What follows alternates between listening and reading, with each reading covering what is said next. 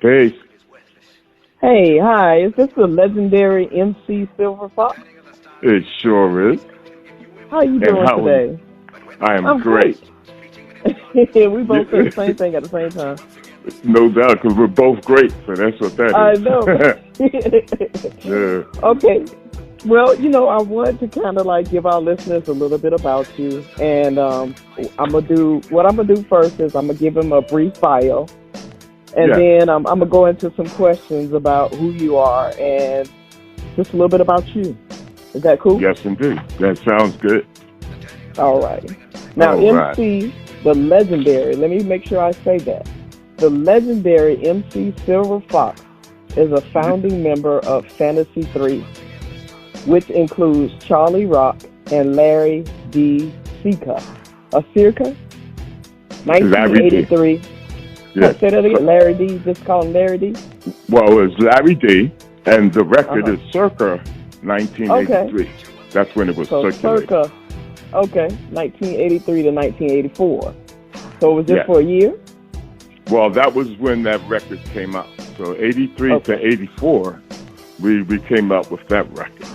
But we have Okay. others before that, after that, rather. Okay. So you were born and raised in New York.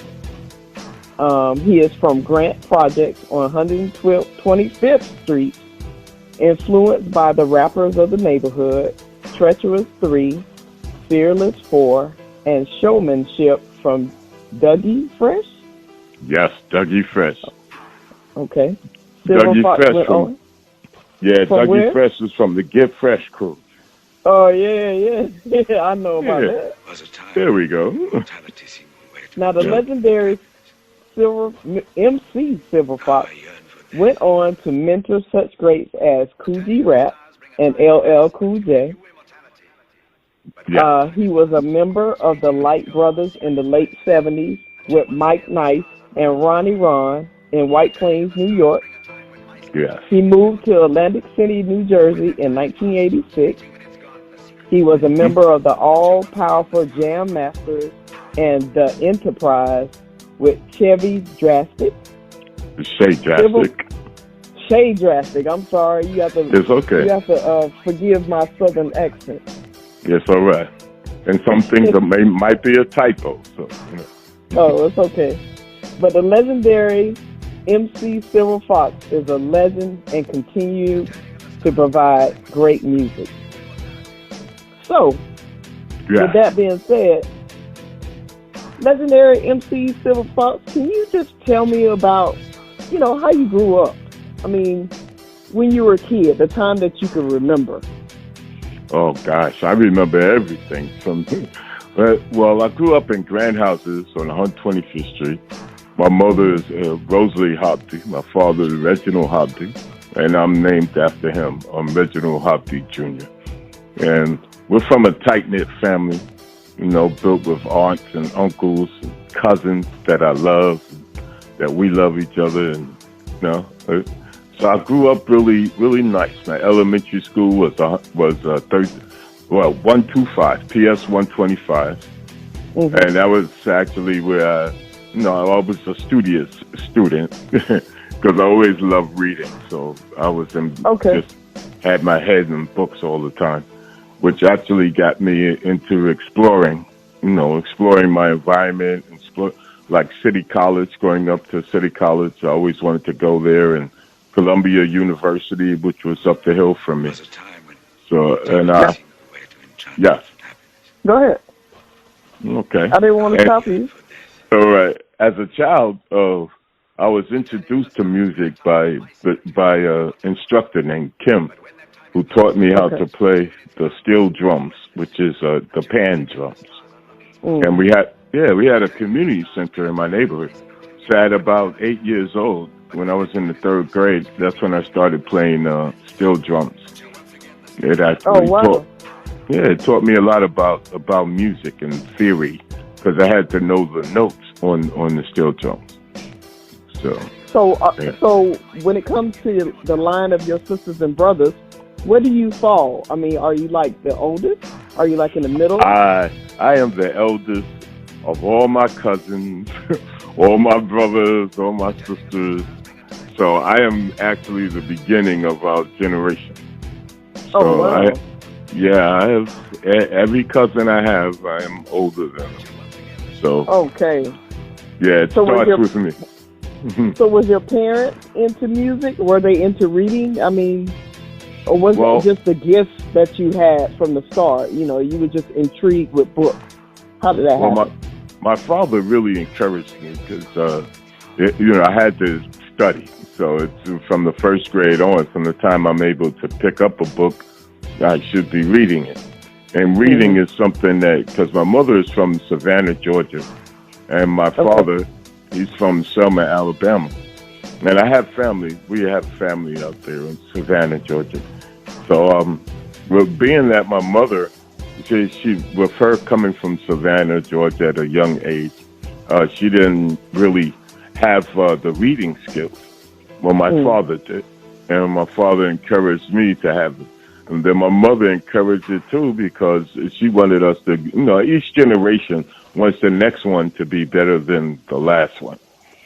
So it's Right. so it's basically what she encouraged everything, math, science, whatever I needed to have, it was encouraged by my parents and my aunts and my uncles. So we were Wow. all yeah.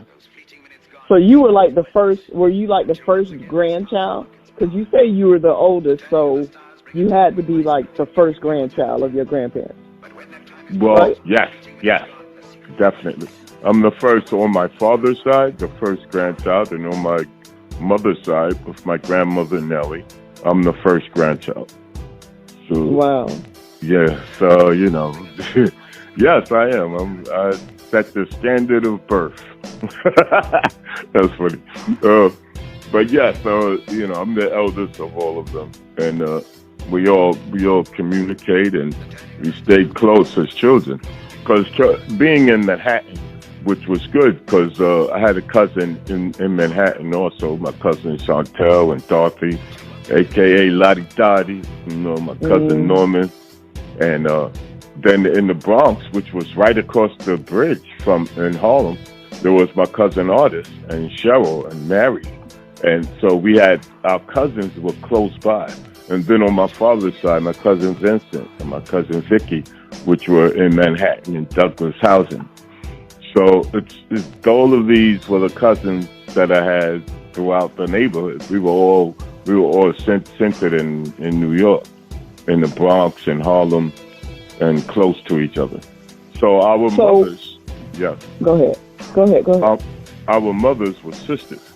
So my mother is the eldest sister, and then there was my Aunt Maggie. Then there was my Aunt Moselle and my Aunt Laura, and go down to my Uncle Lester. Then, well, my Uncle Leo was between the aunts. So we were all connected. And with my mother having sisters, well, she would take her children so she could see her sisters, Mm. and vice versa. So how did? Okay, you said your parents were from Alabama and Savannah, Georgia. How did you Yes. end up in Manhattan, in New York? Well, I was born in New York, so Okay. my parents migrated to. No, they met when they met each other and got married. I was born. Let's put it that way. Okay. So, yeah, they were my mother. They were in their 20s or whichever. They migrated from the places that they were in. Like my mother migrated from Savannah, Georgia, with my grandmother. She wanted a better life for her children, and so we wound up here. And my father, I guess he came when my grandmother came down from Alabama, and they lived out here, and they Mhm. met through various intermingling of different families. So they met during social life because Harlem was full of the social the Audubon ballroom, and there were bands, and it was a good it was a good atmosphere to be in Right. at that time. Yeah. So they met each other, fell in love, got married, and thus started me. And my aunt Maggie got married, and that starts the next generation and the generation after with my aunt Moselle, and so we just the family was built and structured. Sounds like you got a really big family. I do. I still have a really big family. So now, even after we got older, we have children. All of us have children, and some of us have grandchildren. I mean, I have a grandson that's 21 years old. Matter of fact, he's 22, just turned 22. So Wow. that's a grandchild in itself. And one of my other daughters gave me grandchildren, and another of my daughter gave me grandchildren. So, and then it's the same thing with my cousins. I mean, we all, lived and multiplied. Some of us don't have children, and my siblings. I have 4 brothers and 2 sisters. So, and it's like I have 4 brothers, 2 sisters. My aunt has Cheryl, Mary, Cheryl, Mary, artist, and Tyrod. So that's 4. Then there's Jewel. Then my aunt Moselle, Jewel Dio, Jewel Dio, boom, boom, boom, Chantel, Dorothy, Norman. It's a whole extension family. Yeah. Wow, that's amazing. And you guys all live in Manhattan, in New York? Well, as we got older, we spread out because I have been places. I've been a lot of places. So I have cousins that are down south, and some that are in South Jersey, and some that are still in Manhattan. Like as far as me, I have traveled a lot. So I lived in Savannah for a while. I lived in Atlantic City for a while. I lived in California for a while. I lived there. Let's see, where else? Oh, I went to Utah and stayed there. So, came back to Harlem, stayed in the Bronx. It's an exploratory. Life is to be explored. Yeah, that sounds good. So once you grew up and you studied, you loved reading, then you made it to high school, graduated from high school. And what high school was that? I went to Kennedy High School, John F. Kennedy. Kennedy. Yes, okay. It was in the Bronx. And prior to high school, though, I actually had a scholarship for Manhattan School of Music. So I got a scholarship there. That's where I started learning my theory and sight singing and air training as far as music is concerned. So for you to get a scholarship, what were your specialties? I mean, you had to be gifted in the art of music. Yeah, percussion. I went in there with the pan drum that I mentioned prior, that I started learning on when I was 8 years old. But since I knew the music, since I was reading music, it's like, they didn't have any instructional for the pan. So I had to start on percussion, which is, a trap set, or what they call a trap set, which is, the regular drums, the cymbals, the diddle, and to read music from there. So it's all percussion instruments. Even a xylophone is a percussion instrument because you hit it with a stick. So all of those different instruments, I learned how to play them. And wow. Yeah, so it was pretty cool. I went to high school, Kennedy, academic studies, which I had academic studies throughout my life. Learning social studies, science, English, mathematics. Yeah, so very studious, which I wanted to impart upon my family too, to set an example of to go to high school, go to college, etc. So after high school, I went to City College, where I majored in music. And so your family members, especially your cousins, I mean, the ones younger than you, they really looked up to you, didn't they?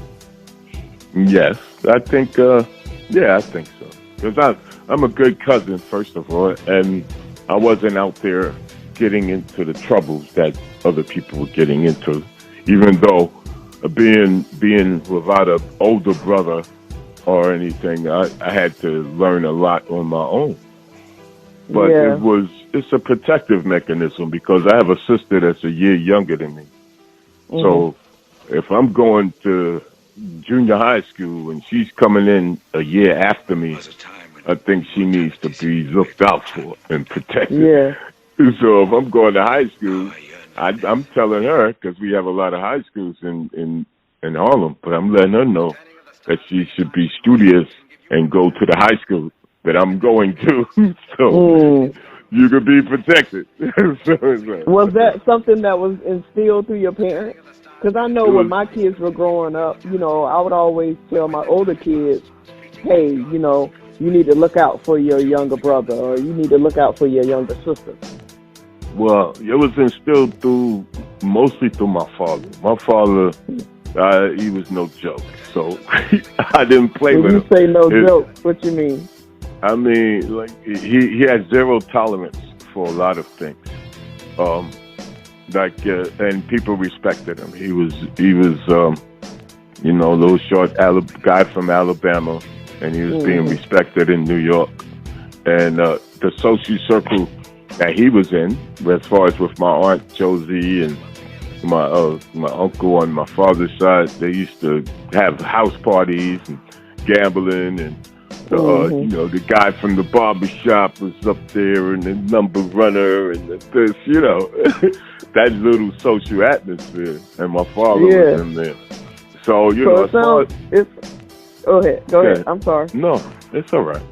It sounds like your mom and dad they had a lot of friends. A lot of people liked your family for whatever reason. Is that because they were likable individuals, or is that because they used to have house parties and people just felt comfortable being around them? Well, it's on different sides of on my father's side, which is my father and his sister and his brother, which is my Uncle Tommy.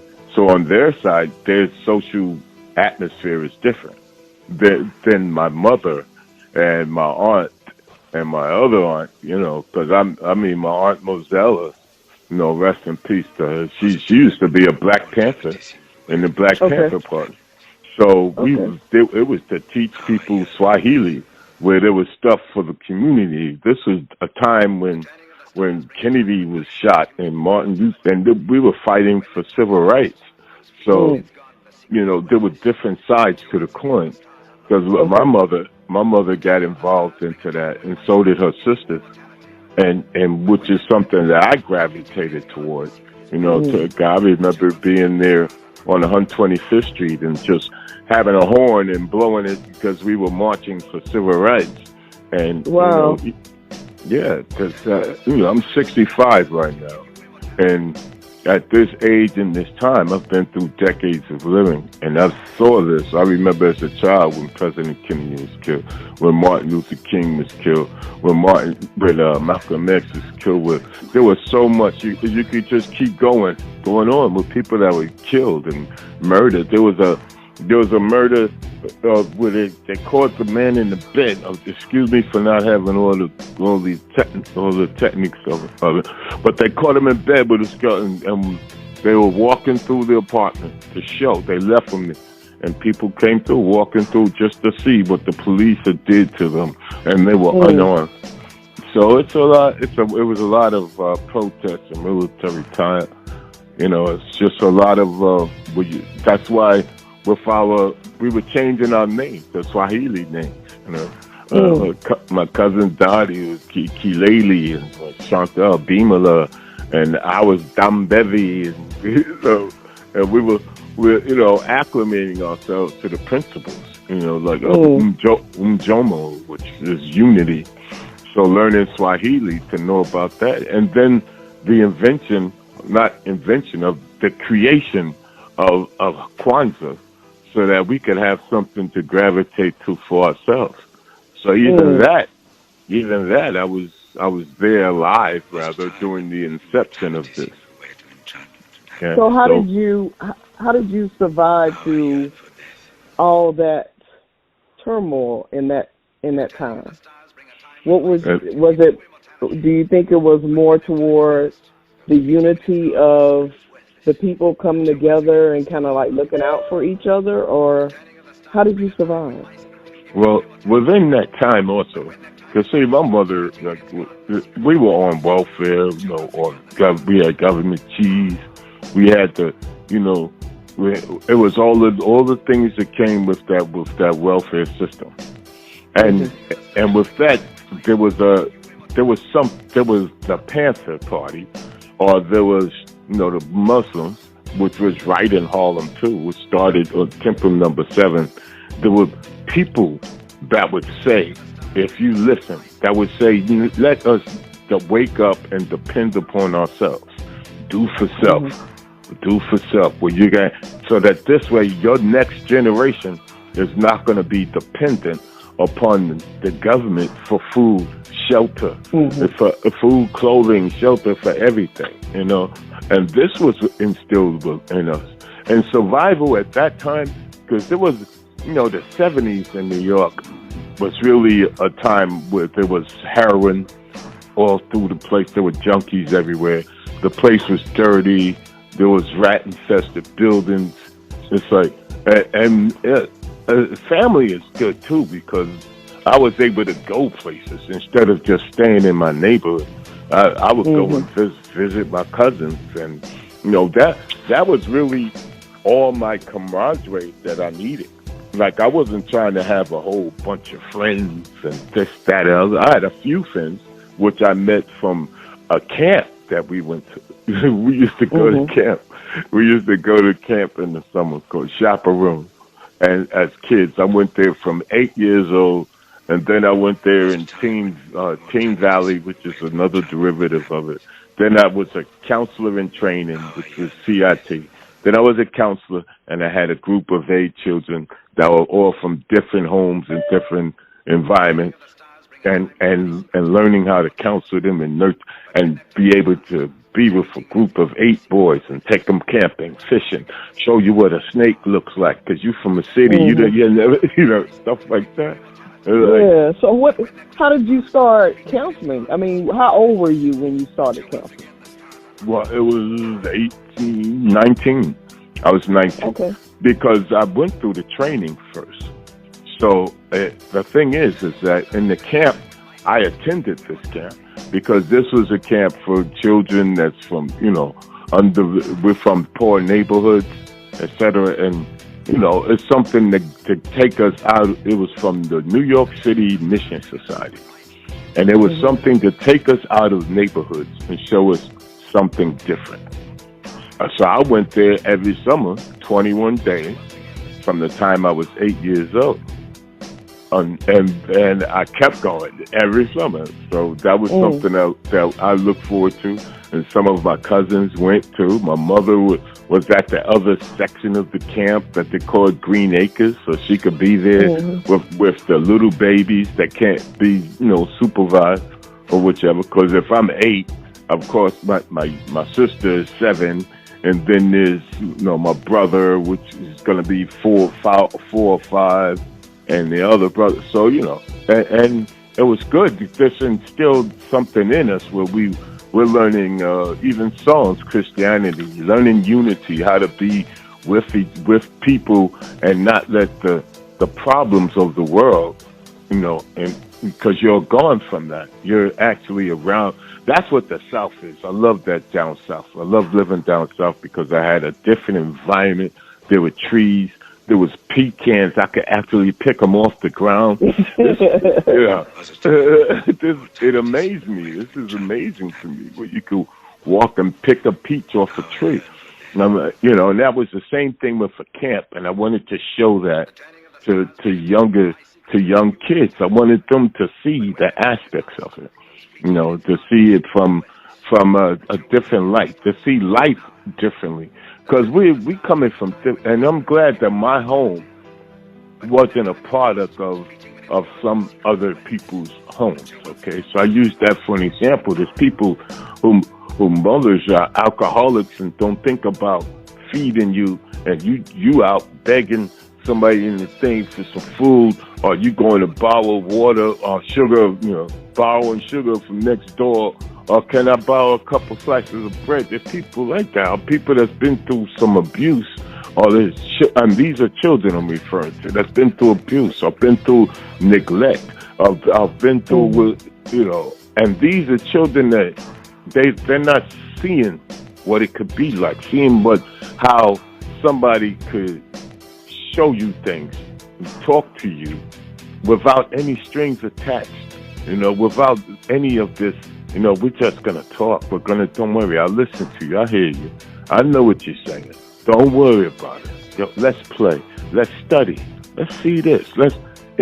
Somebody that you could look up to. If I have family that will look up to me, I could have some children that will look up to me too. And these kids are grown now, that have been to this camp, that I was their counselor.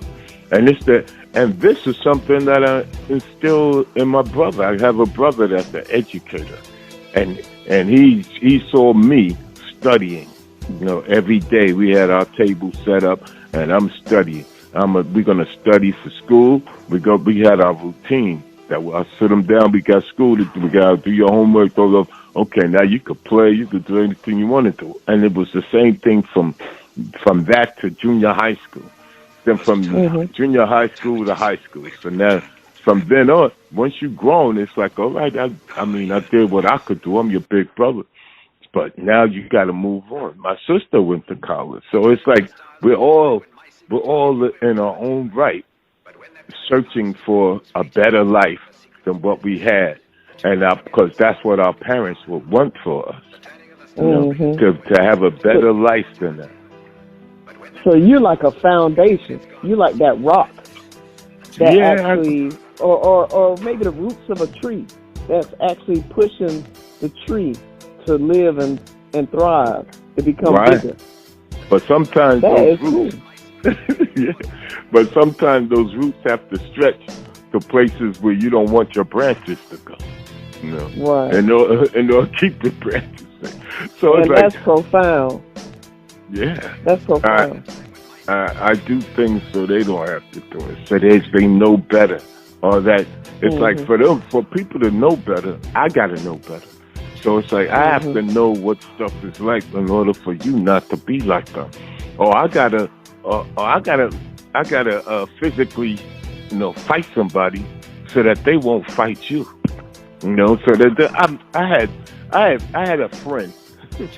He was my best friend, and my brother Benjamin. We over here playing. My best friend. He fell down and he tripped, and my brother started laughing at him, and he hit my brother. And I proceeded to beat him down because he hit my brother. And it's like, that's the way I look at it. And my perception of it is that I would do anything in life for my family because it's instilled in me to do so. I wouldn't care about mine if it's for that. I do things for my sister, I did things for my brothers. I did things for my people. And which I'm not mentioning, but I look out for them. And that's all I need to do. I'm good. So no matter what happens to me or where I go or where life takes me, I know that I'm a good brother, a good cousin, a good nephew, a good, I know that I'm good. And that's the bottom line on it. Wow. And that's commendable in itself, to have a person who's going to look out for family and just protect them and let them know. It sounds like you're the type of person where you speak from the heart. If you've been through something, whether it be good or bad, you're going to let your family know this is what this is. Yeah, I speak from the heart. Sometimes the heart, the truth be hurting people, but, I'd rather tell you the truth and don't lie to you. But, however, we all have our own, everyone has their own family. When you get grown, now you have your family, and the extended family, we're tight. I mean, we're tight in everything, but you got to raise your child because you just had a child, and I got to raise my child, and they got to raise their child. We got to step off and do what we do, and sometimes it's not in one central location. So then you have to go to the south because this is good for you. Oh, let's go to the west. I'll go to. So we all stretch out. We branch out in different areas. Like my sister is upstate. I have a brother that's in South Jersey. My brother in Connecticut. It's like, but I mean, and even if we have busy lives, the bottom line is we know we love each other. And it's a true thing. It's like the love that we share because we have a childhood where we could sit back and God is blessing us that a lot of us from our first generation of being born that we're still here, and we have memories. We have memories of childhood that we could always laugh about. There was a time I was walking through the Bronx. And with all my cousins, my male cousins, and my brothers, and we was walking. It was one time that we were all together, and one uncle, my Uncle Lester, and these guys approached us because they thought we was a gang. I'm like, no, this is my family. That's my cousin. This my brothers. And they're like, yeah, right, we brothers. They go, my brothers. I'm like, wait a minute. It was great. I was trying to avoid the drama. We did it though because my little brother is funny, and he started telling jokes. And once they start laughing, that was a wrap. Let's go. We can keep going. Yeah. Is this the same brother that helped you when you performed your first rhyme?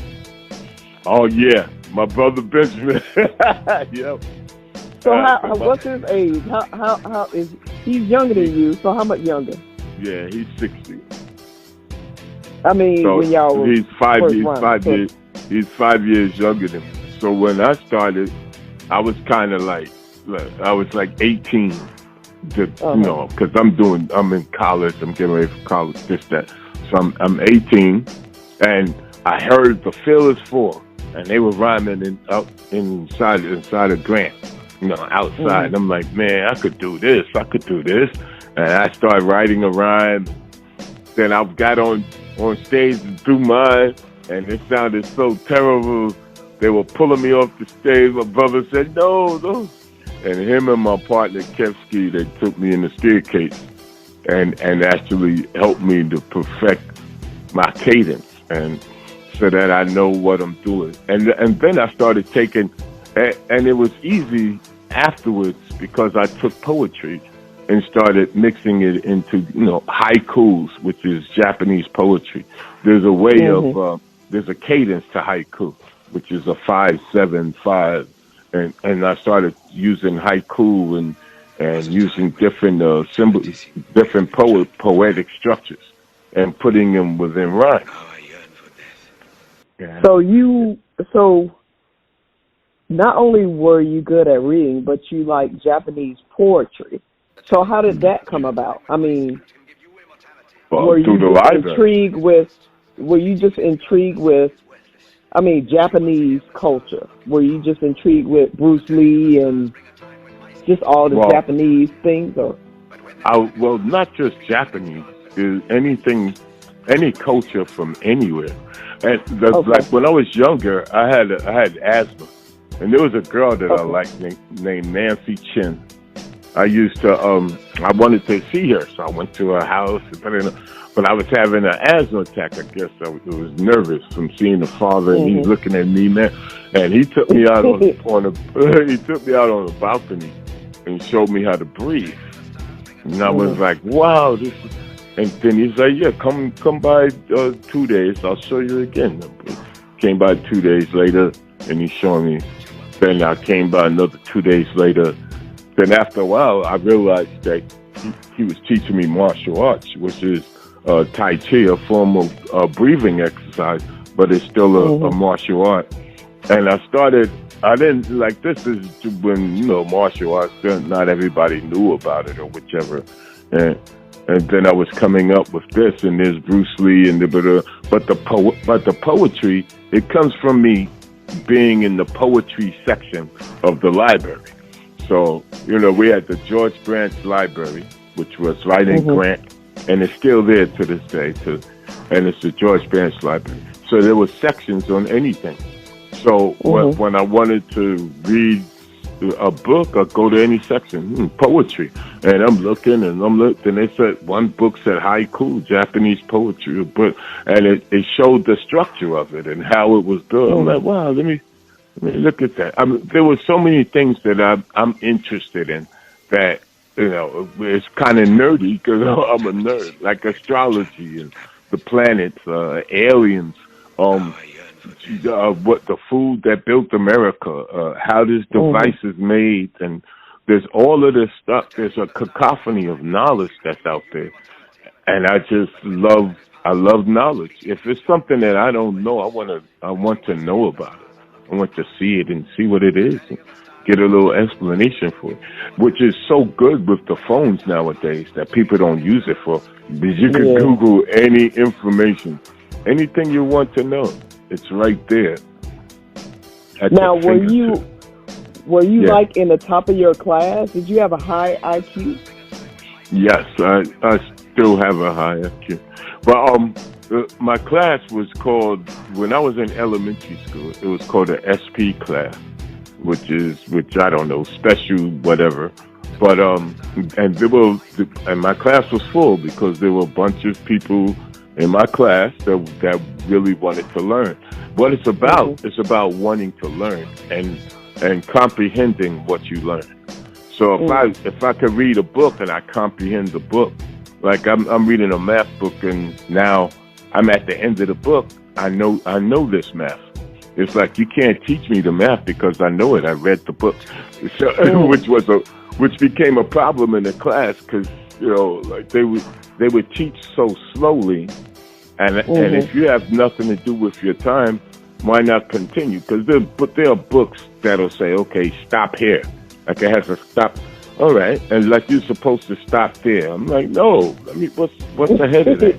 you know. And Yeah. then and after a while, it's like I'm not stopping. Books were like a sanctuary. It's an escape in itself.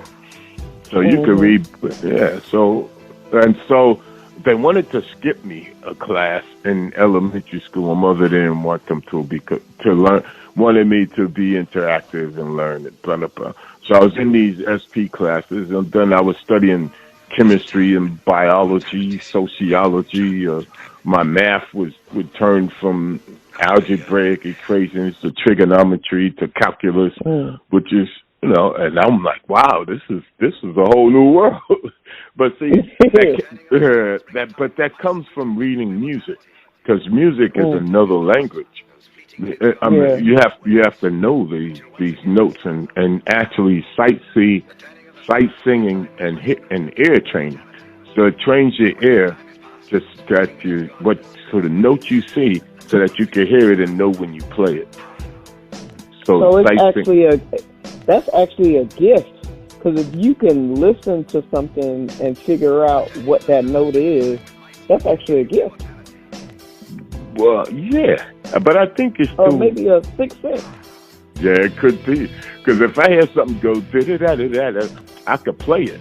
You know, da da da da da. I could play it on a keyboard because I know what da da da da da is, and I could see it, Yeah. and I know the note in blah blah blah. So it's yeah, but it comes through study. It all comes through study, and Is that studying music? When yeah, you say study? and even Okay. yeah, study, and it comes through studying music, which is the same thing in studying books and studying your mathematics, your social studies, your science, your whatever. If it's put in front of you, Mhm. unless you can't comprehend, unless it's too much for you, then you start a little lower or something, get some basic math.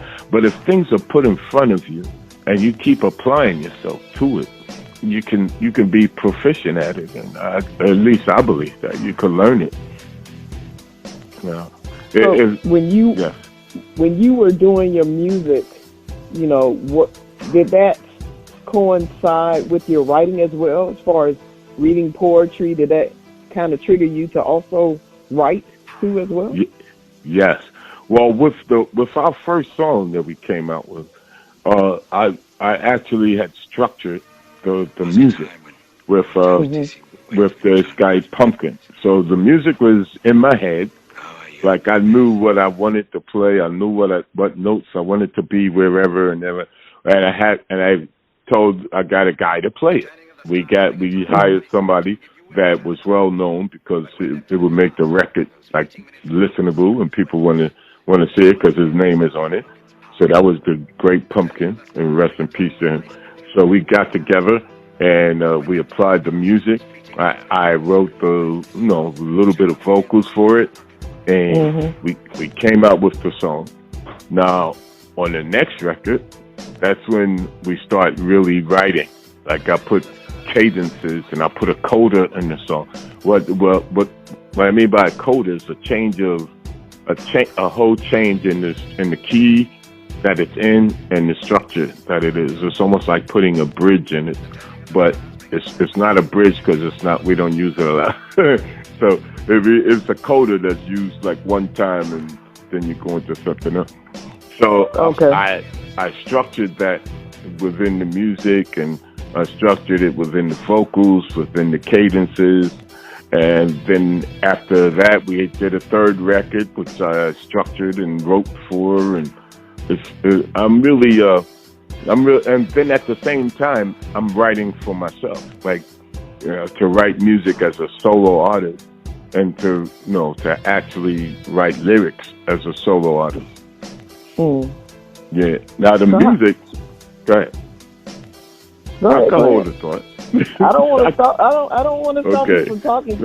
I'm intrigued by everything you're saying, so I want to give you that airtime. You know what I mean? That sounds good to me.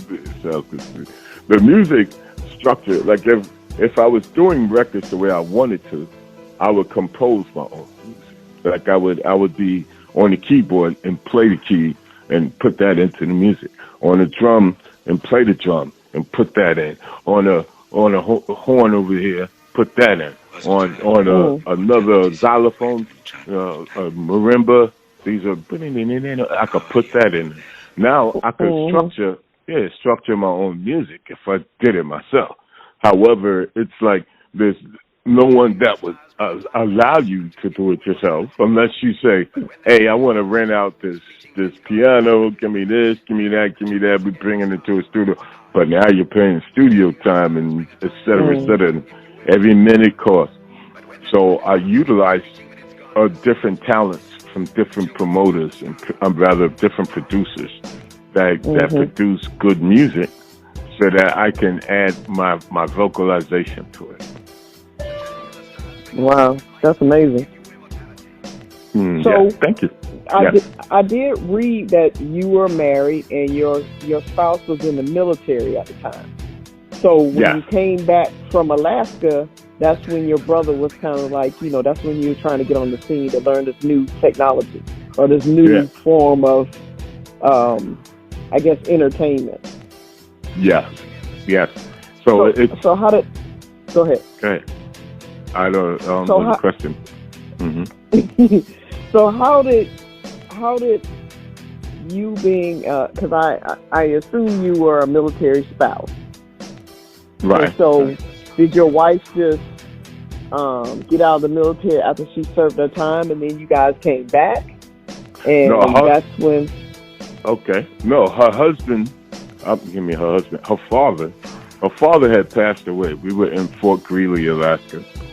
And at that time, I've known her since I was 14. She was my girlfriend. She was like 16. And I moved in with her. We lived together since I was 16. When I was 18, we got married. That's a lot of years.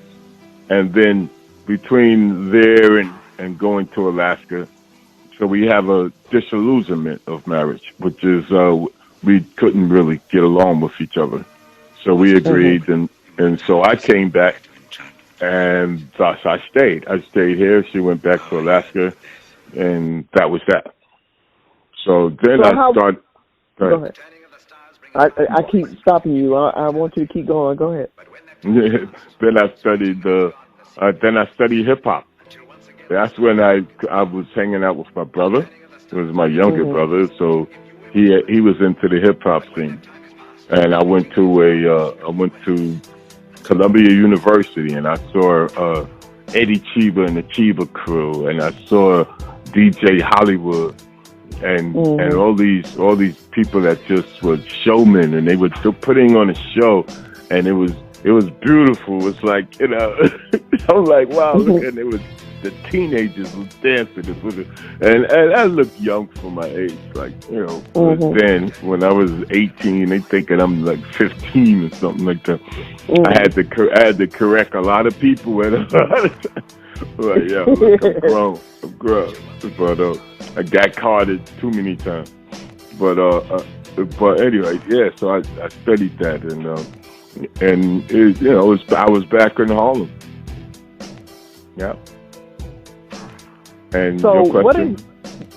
what is Joe Grant, and how were you able to practice your skill at Joe Grant? That's when I came back. When I was back in Harlem, my brother had me on the staircase, and I'm learning. Then my partner, Kevsky, who was Kevin Shepard, and rest in peace, Kevin, he took me over to a spot called Joe Grant. And that was really like an after-hour spot. It was, you know, nobody, you know, people go in there like 1, 2 o'clock. Then it's starting to get packed, you know. But it's like, so there was a DJ there, you know, Joe Jr., who was Joe's son, and another DJ, Rudy Brew. But so I told him, I'm like, hey, you know, I thought I was ready because I was trying to go around and battle people, stuff like that. So I told them, hey, if I don't sound right, you could cut me off. All right. The guy said, all right, put a thing on, and I did my thing. And the guy was like, yo, you good, man. That's pretty good. And he kept me going. The slicing, cutting, had it on cassette. And so I kept going back because they would let me in there. And at one time they were paying me to actually do something because people started coming because they wanted to see Silver Fox. You know, and I would bring people there like Tito from the Fearless Four, and I brought LL there, but that was, you know, after a few years after.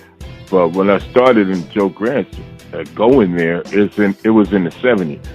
What I liked about going there was that it was in Harlem. I didn't have to go into the Bronx to go to Disco Fever. I didn't have to go into any of these Bronx venues at that time because I was like, nah, I don't think so because I don't know nobody over there, and I'm not going. So I went over here, and it was good for me because every week I started writing. I would write more stuff and I go there, and I write more stuff and I go there, and that's actually where I met Coogee Rap at. He was a young guy, and he was liking my style and everything, and we got together and we were talking hip hop, and he was rapping one way, and he changed the way that he structured his rhymes because I'm coming real fast with you know, multi-syllabic words, and we're just going and going, and this is like hip hop, Harlem hip hop anyway, in an infancy stage where people were just gravitating to hip hop, you know. So it was mostly a New York thing, but we was doing our thing, and Coogee Rap actually, I did a show with him out in Queens, and it went like that. So then now this was before making records with Fantasy 3. So I was solo, and my man Tito from Fearless 4, he actually introduced me to Charlie Rock and Larry D, and they wanted to form a group, and I was like, okay, we'll form a group. However, they were not known as MCs. It's like I was known as an MC, as a rapper, as you would say, but I was known for that. But they weren't known for that because that's not what they did. So we had to actually structure the group itself, like Fantasy 3. So I was becoming more or less like a teacher, you know, to show them how to do these things and how to do cadences, how we're going to perform, and we'll, you know, stuff like that. So we had to actually create the group itself. And when we came out with our first record, that's actually when I met LL Cool J, because he came to the record shop that we had. We had a record shop called, Manhattanville Records. That was the name of it. And it was around the corner from a social club that we had, which is La Familia Social Club, which is from the executive that, his name is Julio Guina. the one that actually had owned our record label. So I was in the record shop, and LL Cool J came by, and of course, he won a battle. He didn't think he think nobody is as good as he is. So he must have heard about you then. He heard about you?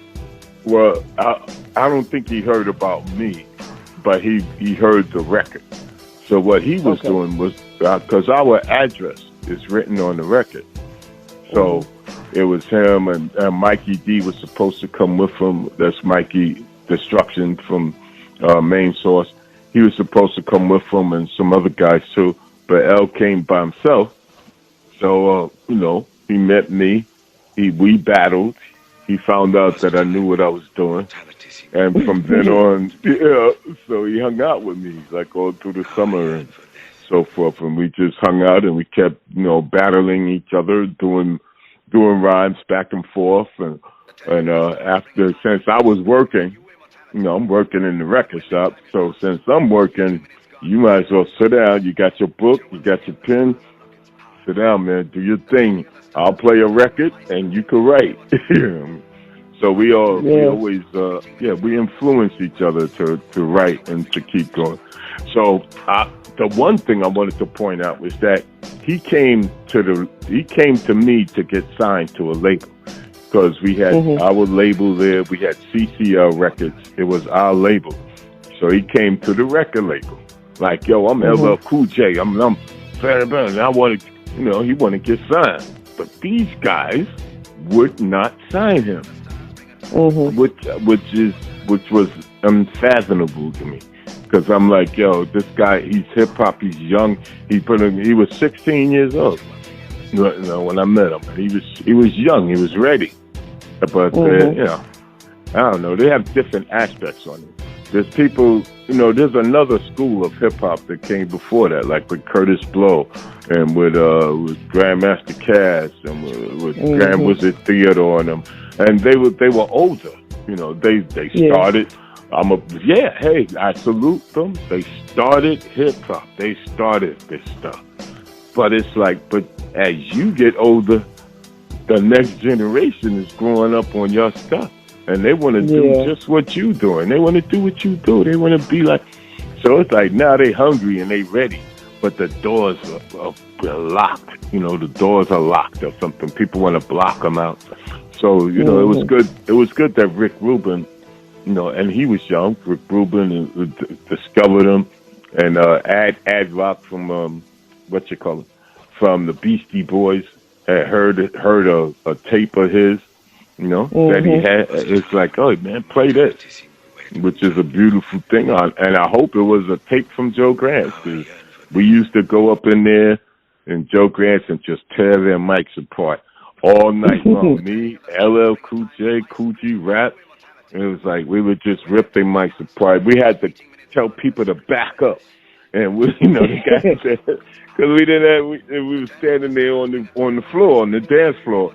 And the mic would reach down from the DJ booth to a hole, like a little square hole. It would come down. So and it was on a cord, so we would have to hold the mic on the cord, and then would have to pass it around, which is crazy when you got three hungry people grabbing at a piece of food. Yeah. Now, I do want to talk about one more thing that I saw that I'm really, that I'm really, I don't know how I want to say this. I guess I feel passionate about it because, I like to motivate kids as well. Yeah. And I see that you were starting the Silver Fox Foundation for Children. Can you tell me a little bit about that? I mean, what inspired you to want to start that foundation? Well, first off, it's just being older and looking at the violence that's out there. It's like I think they need to hear a different voice that comes from where you come from. It's like I went to the Bronx with Princess Lanita, that's her name, and blessings on her. But I went to the Bronx with Princess Lanita, and I sat in a class that she was structuring, and I was the invited guest. And I spoke to them, and just seeing the wide eyes, the and just to be able to talk and have them, and they didn't want to leave the facility. They wanted to stay and keep listening. I'm like, well, maybe. Yeah. I'm like, yeah, I'm kind of articulate, and if I start up a foundation, I know that I could have people that would donate to a worthy cause. That would say, yeah, this is a foundation that he's doing, and the proceeds are going to go to the children, and it's going to go for books. God, some people, they haven't even read a book. They just some of the kids are stagnant. They need us. They need us, not just me, because I need people. I need people that's gonna be articulate and that's gonna be around. I need women in it. I need So I'm starting this structure right now for 2023. I have it. I have my name, the Civil Father Foundation Children. I have a list of people that I have to see. I have, and it's something that I need to take a moment and step back from other things and actually step into it. So it's like, and especially with people like LL Cool J. I mean, he's a good guy too. And even like when my friend that I've mentioned a few times, Kevsky, when he passed away, LL donated some monies to his services, which was like real beautiful. I wasn't expecting, and so there. I know that if to set up my proposal, to set up my building, or even spots that we can go to, because there's a lot of places that just need different children, to come together, and places where you need different volunteers and different people that would give their services, So it's structured, and the thing that made me want to do it was because I was a counselor in itself for children, and I think that counselors can be recruited. Because there are people that have counseling skills that are looking at the television right now, and just going, damn, this is crazy. Damn, this is crazy. Damn, what can we do? What can we do for our children? And they need us. They need us because there are a lot of neglected children out there, and they're exposed to everything. And you think that's why there's so much violence in the world now? It's because there's no outreach for the children? Not because of that. It's because they're deterred from the outreach for the children. They're deterred from that to something else. And it's within the music also. And it's within people corrupting the children. Like if once you let your children out your door, you don't know where they're going or who they're going to be with or what. And there are kids that are angry and thinking they need to join this in order to be a part of it. I mean, I was just watching it, and then even the music, drill music, all it stands for is kill music. It's all about killing each other. And these guys and everybody, all these guys that are doing drill music are getting killed because they're talking about killing each other. I can name them. There's a whole bunch of them. And it's called King Von. I just watched a whole documentary about these in Chicago, and that shows me that all these people that I'm looking at, and then the one that comes together at the end are the mothers, not the mother and the father or the parents. It's just mothers.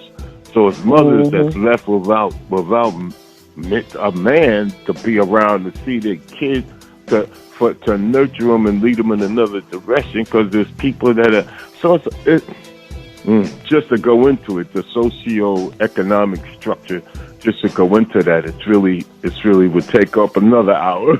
I'll tell you. But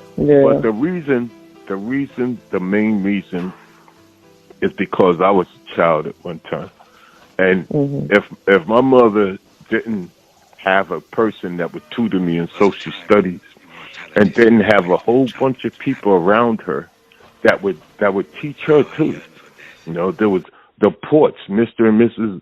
Ports, who was Japanese. The Mrs. Katz, who was married to a white man. man. Then there was what you call it? Oh man, the Shebars, Mr. and Mrs. Shebar, and it's like I'm just saying it takes a diverse amount of people, a diverse culture, in order to culture them and get them away from stuff. But it's hard. It's really hard because the radio is being saturated with garbage and it's all directed at our black children. It's directed at our black children so that we could kill each other. It's not directed, and it's only a problem when it reaches other neighborhoods besides the urban neighborhood. So, but I ain't gonna get myself in a Kanye situation. Yeah. But I'm just saying. I really commend you. I commend you for trying to reach out for children. That's something that I definitely want to follow and see, what you got going on with that as far as helping kids, because that's always been a soft spot to me, I lost my daughter. Yes. Yeah, I lost my daughter to a hit and run accident in 2020. And a lot of times, I filled her with a lot of reading as well. So, and I try to mentor a lot of kids as well as far as to help them in situations because they are out here just kind of like trying to find this world out for themselves. And there's a lot of people out there that doesn't mean them any good. Right. And what I'm doing also is trying to reopen the community center that's in my projects that I grew up in Grant. And excuse me. Bless you. Thank you. Bless right you. Now, thank you. Right now, it's being utilized as a learning center, but I want to restructure it so that there would be other stuff there for children to actually activity. We used to have buses that would take you on field trips. That should be back implemented, and it's also something that I want to work with a man, Carlton Davis, and he is the president of Grand Houses. So he actually let me have services for our mutual friend Kevin Shepherd in Grant, and I know that there's a lot of things that we can do there, and it starts there. Then we could branch out to other areas, especially through NYCHA. So that's another thing. NYCHA is the New York City Housing Authority. So with NYCHA, there are so many projects in New York that are just tall buildings. Like where I grew up, it was 11 buildings made of bricks. 11 buildings, 21 floors. Well, 13 buildings, 21 floors high, 10 apartments on each floor. So picture that. That's like thousands of people on one block. Yeah. And that's why we had an elementary school right on my block, right where I lived at, because all the children could go out their door, don't even have to leave the block and go to school. So it's like, and we have a community center, but there are several places that are like that can be utilized. And even in the Bronx, like Princess Anita, she's a president, representative of the Bronx. Okay, so she's a union, a rep. That's not union or whatever. But I'm trying to find the right word. But she's a representative in the Bronx, and she can do things because she has actually facilities that she could utilize that can be broadcast to the parents. And it all starts with parents too. The parents got to care about their children and be able to let them go somewhere where they could hear something positive instead of just saying, oh, well, I'm going to keep them in the house and we're not going to, there has to be educational thing. But there's so much education that you can find. We got 1,000 channels on television and there's access to everything. If you could just, Princess Anita reacted to my video.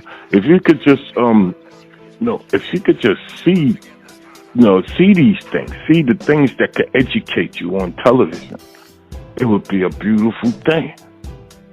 But people are just, they're just, negligent. They're negligent in the education of children. So now these children getting educated by other stuff. and they slang is coming from the music, and then the music is repping them. Now they like, yeah, I'm a killer and I shoot you down, blow your head off, and and it's like, yeah, but you wasn't a gangster yesterday. What happened? It's like, come on, And well, man, I must say, it was definitely a pleasure talking to you. To learn a lot about you and what you have going on. I definitely want to, stay in touch with you, possibly get you back on the show so I can find out a little bit more about the Silver Fox Foundation for Children. Yeah, and this way, by 2023, it'll be fully structured to where I can say where you could look at it. I'll have my website structured. I'll have everything structured for that. Yeah. Because I was so busy on the music side doing that, and then I started doing the foundation. But now that I have a team of people, then we can set it up and do all the things that need to be set up for 2023. Because during the summer, I'm excited. Me too. Because during the summer is the best time to actually take children places, And the thing is that if I have all the right people in the right place, which I will, we can do things. And even just to have seminars, and I'm part of a hip-hop community.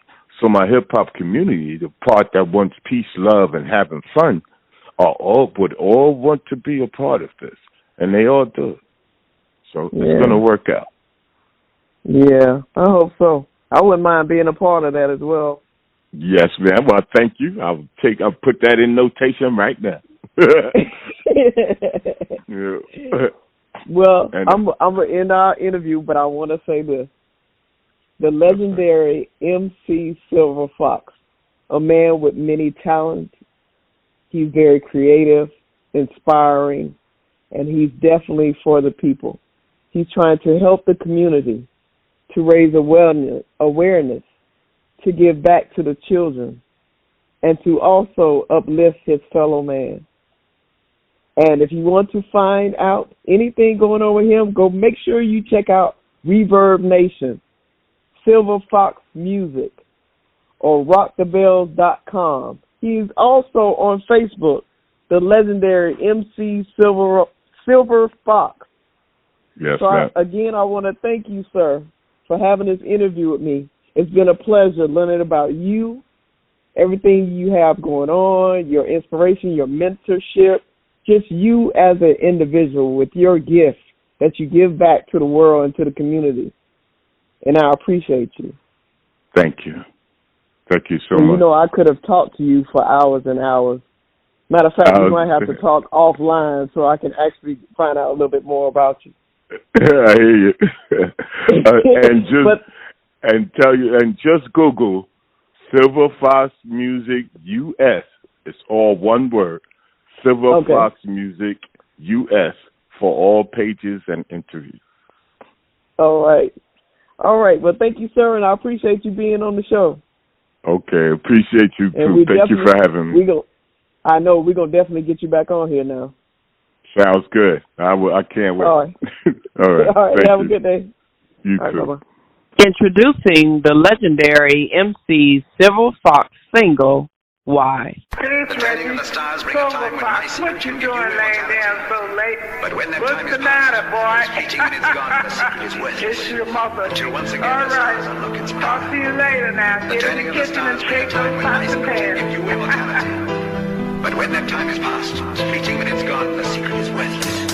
Until once again the stars are looking. Why am I still here, still alive? Why didn't I die back in 75 when these guys had me staring down the barrel of a 45 facing death on the south side of the BX? Why didn't I lie when they asked where you're from? With my head high, my reply 125 on the west side. Fuck a gun, where I'm from is do or die. Never run, never cry. 1315, that's the building. Last name Hoppy, and if you're gonna rob me, I'll probably take my last breath with my boots on, headed for the train, waiting for the pain, waiting for the bullet that never came. Thought I'd be another brother blood going down the drain of the gutter. I guess it just wasn't my time to die.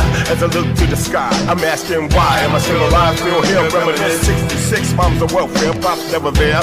Never cared about me, my sister, 2 brothers on my mother trying to beat her down. So I always want frown when he come around. Damn, that the boss got us messed up, wearing hand-me-downs. Pops all dressed up, he got a new chick, gotta call her miss. What's this? Respect that my mom couldn't get? Okay, I understand going from a boy to a man real quick. Hit the bricks with a plan to be the man. I got dope in my hand, like both in my hand, tied in the noose.